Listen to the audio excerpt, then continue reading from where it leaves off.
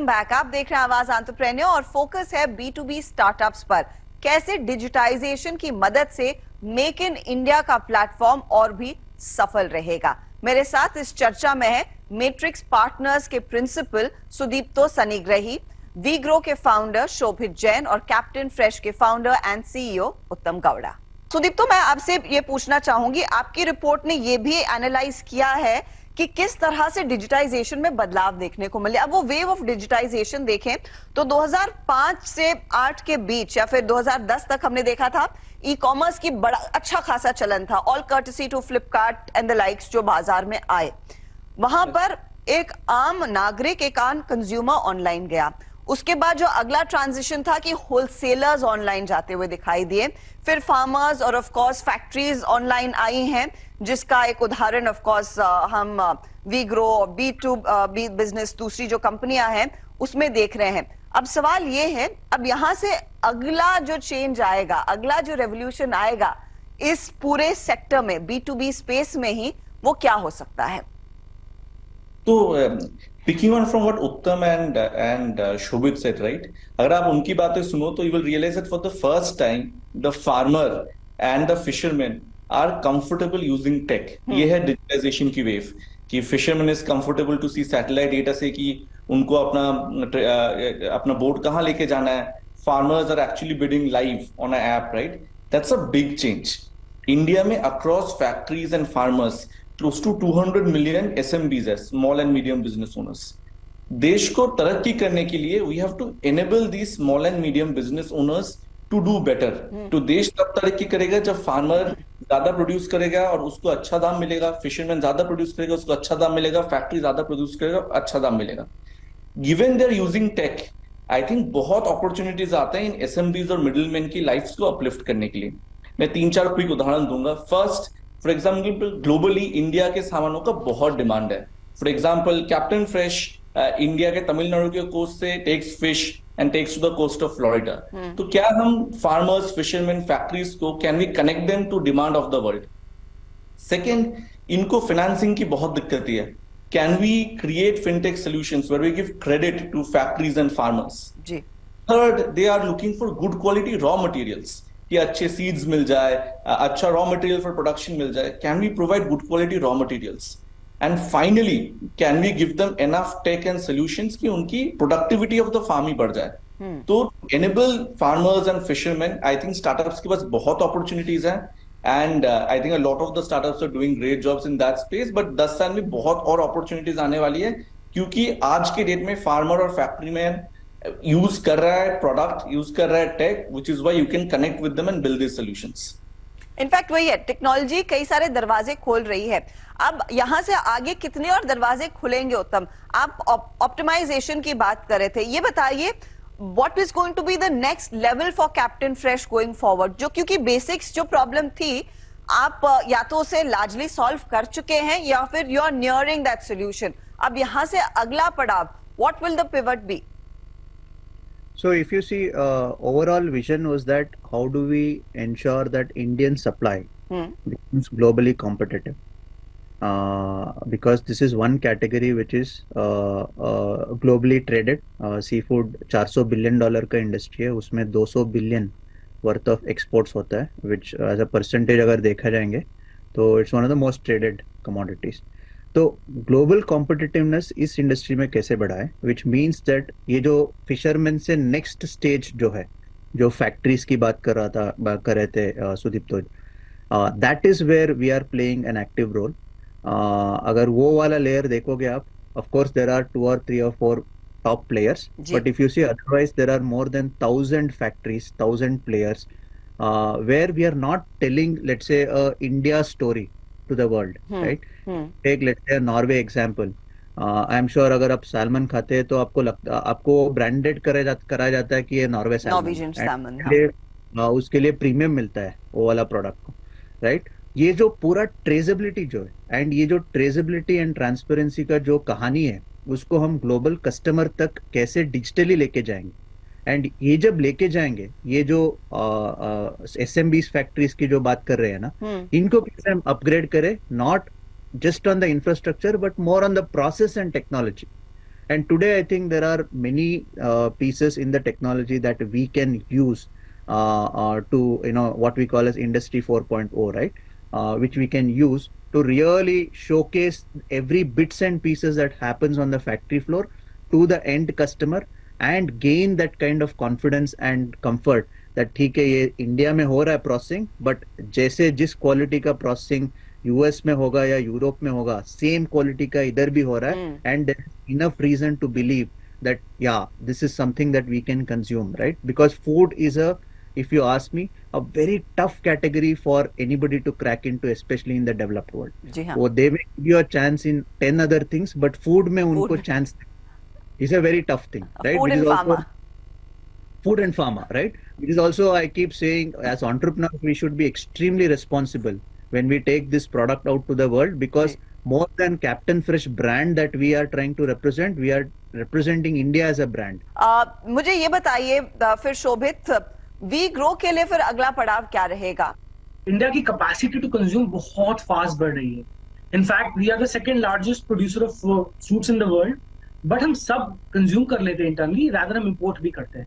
And data के हिसाब से बोलो तो ये जो मार्केट जो हम बात करें फ्रूट्स की, ऑलमोस्ट डबल होने वाली है in 8 to 9 years. And we are very excited with both the opportunities. पहली अपॉर्चुनिटी की build for India and in India, and with time also you see opportunities की इंडिया फ्रूट्स बाहर भी कैसे बेच सकेगा. I think both are interesting.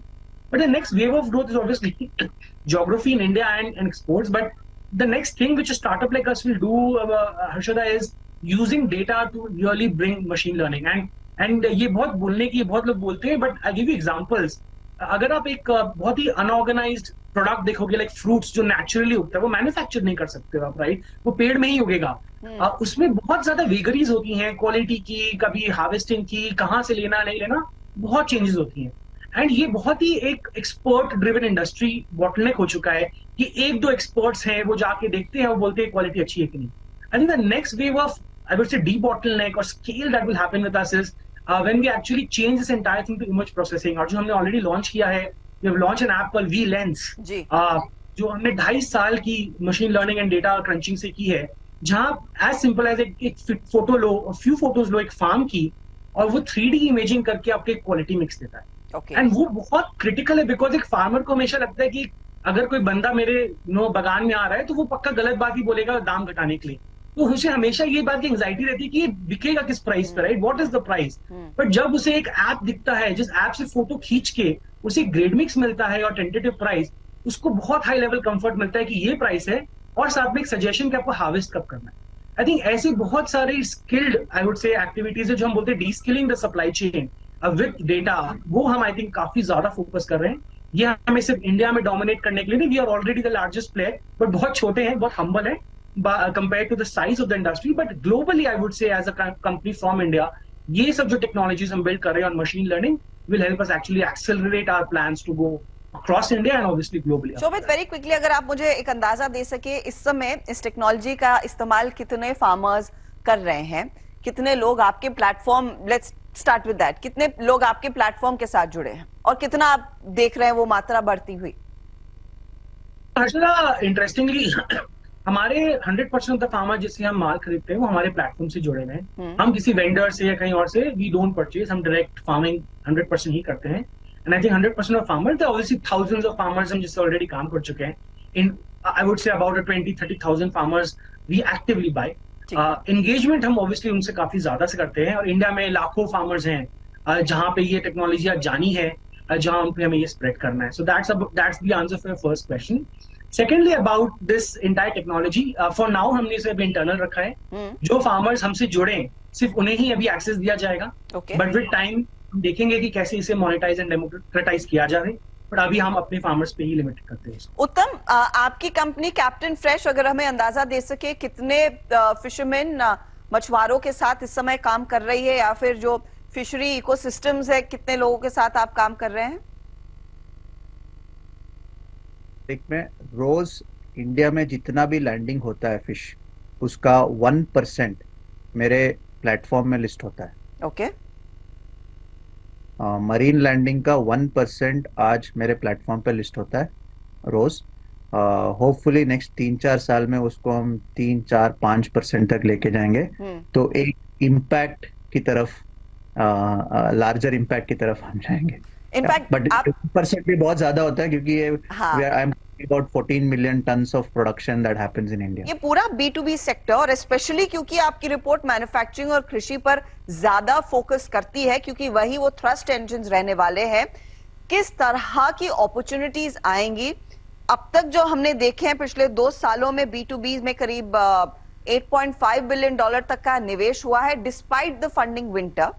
ये बताइए कितना और निवेश इन एरियाज में आता हुआ दिखाई देगा, जो लार्जली इनको और एम्पावर करेगा और भी बड़े सपने देखने के लिए और उनको अचीव करने के लिए? So Harshada, first of all, I want to double click on two things that Shobit and Uttam said.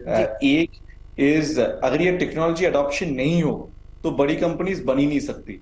तो first it's great to see that this tech adoption is happening, क्योंकि 1% ऑफ फिशरमैन इससे पहले किसी एक platform में नहीं थे, and because of which large companies could not have been built, right?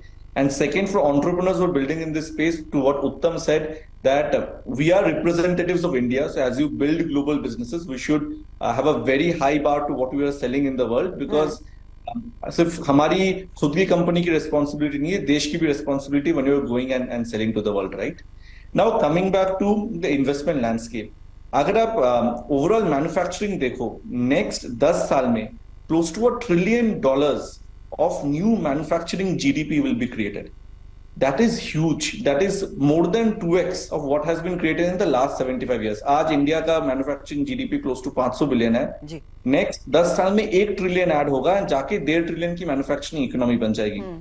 Similarly agri will also grow at a significantly fast rate. तो अगर आप हमारा रिपोर्ट पढ़ेंगे तो देखेंगे कि इस साल we had $50 billion of agri exports, which is the highest in the history of India, right? जी। So there are significant opportunities and we've just scratched the surface. अभी 6 यूनिकॉर्न्स हैं, 23-24 कंपनीज जो $100 million प्लस वैल्यूड है, ये B2B and agree sector में। There is no reason why India should not have 20-25 large $1 billion plus companies, given इतनी opportunities across manufacturing and agriculture. तो बड़ा मौका डेफिनेटली रहेगा। चलिए, बहुत बहुत शुक्रिया, मैं आप तीनों से इजाजत लूंगी। बहुत बहुत धन्यवाद हमारे लिए समय निकालने के लिए और डिटेल में इनसाइट शेयर करने के लिए कि किस तरह से आप अपने बिजनेसेस को शेप कर रहे हैं और कैसे आप लार्जली देख रहे हैं इस पूरे सेक्टर को इवॉल्व होते हुए। सुदीप्तो, शोभित और Uttam, pleasure speaking to you. Thank you Arshada. Thank you. चलिए, इसी मोड पर हम भी लेंगे आप सभी से इजाजत। आपको हमारा शो कैसा लगा, इसका फीडबैक आप हमें जरूर दें। अगले हफ्ते फिर मुलाकात होगी। Good bye, take care.